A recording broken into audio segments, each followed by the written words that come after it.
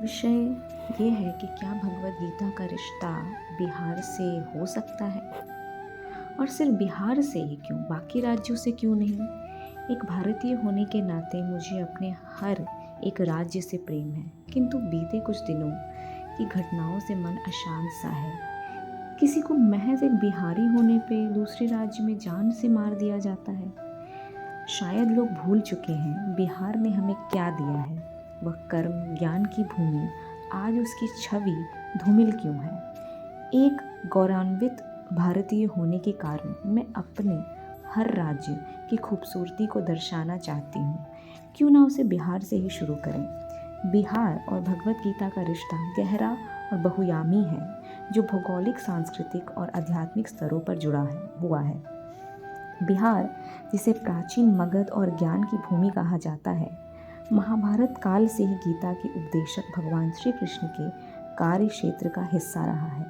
बिहारी शब्द का अर्थ होता है सुप्रीम एंजॉयर, लीला करने वाला, जो परम आनंद में रहता है। जैसे श्री कृष्ण, वही बिहार के लोग भी परम आनंद में रहते हैं और अपने जड़ों को संभाले हुए हैं। मिथिला और वैशाली का संबंध पौराणिक कथाओं के अनुसार कृष्ण का बिहार के मिथिला क्षेत्र से भी जुड़ाव था। मिथिला क्षेत्र में रामायण और महाभारत से संबंधित कई स्थान हैं। गया का उल्लेख भी महान महाकाव्यों में है, जहाँ भगवान विष्णु गयासुर राक्षस को मारने के बाद अपनी गदा के साथ स्थित हुए थे। वह स्थान महाभारत काल के पहले का और बिहार में स्थित है, ऐसा गरुड़ पुराण में उल्लेख है।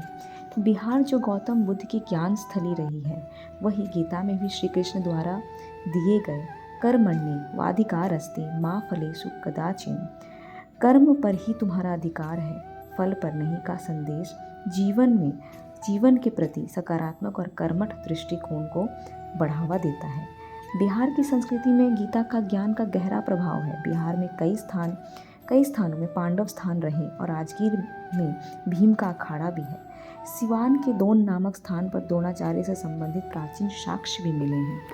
बिहार को शिक्षा का केंद्र माना गया है, विशेषकर नालंदा और विक्रमशिला विश्वविद्यालय, जो बौद्धिक परंपरा से लेकर आधुनिक समय तक बिहार के ज्ञान और मेधा के मामलों में देश विदेश में अपनी पहचान बनाई है।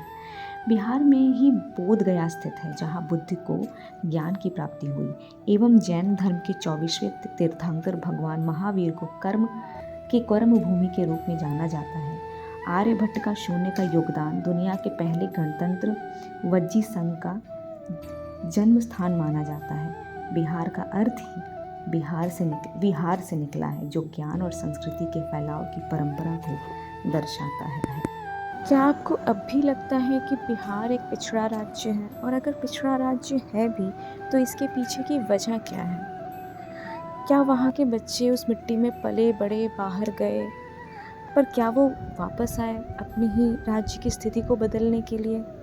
आप बताएं, आपकी राय क्या है?